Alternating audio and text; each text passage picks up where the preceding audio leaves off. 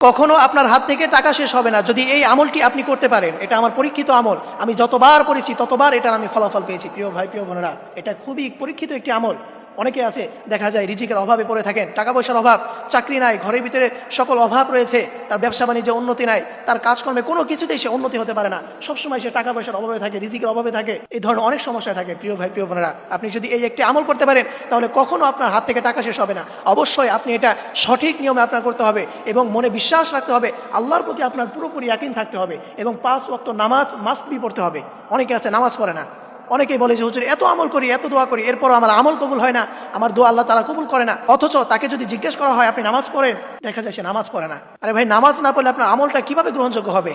এই জন্য 5 ওয়াক্ত নামাজ আপনাকে মাস্ট বি পড়তেই হবে। সর্বপ্রথম আপনাকে 5 ওয়াক্ত নামাজ পড়তে হবে, এরপরে আল্লাহর প্রতি পরিপূর্ণ বিশ্বাস আপনার থাকতে হবে।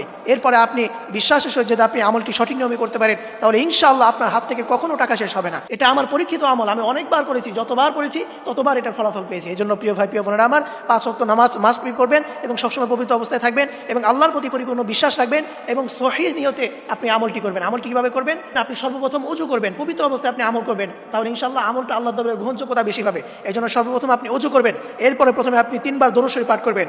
দরুদের ভিতরে শ্রেষ্ঠ দরুদ দরুদ ইব্রাহিম, যেটা আমরা নামাজের ভিতরে পড়ি, আপনি এটি পড়বেন, অথবা ছোট্ট দরুদ সাল্লাল্লাহু আলাইহি ওয়াসাল্লাম, এটাও করতে পারেন। আপনি যে কোনো একটি দরুদ পড়বেন 3 বার। এরপরে আপনি সূরা ইখলাস 11 বার পাঠ করবেন।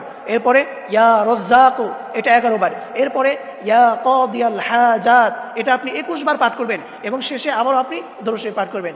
এরপরে আপনি যদি এটা নিয়মিত পাঠ করতে পারেন, আপনি নিয়মিত পাঠ করে আপনি যদি হাতের ভিতরে ফু দিতে পারেন, ডান হাতের ভিতরে ফু দিতে পারেন, তাহলে দিবেন ইনশাআল্লাহ আল্লাহ তাআলা আপনাকে সাথে সাথে আপনাকে কোথা থেকে আপনার রিজিকের ব্যবস্থা করবে এটা আপনি কল্পনাও করতে পারবেন না।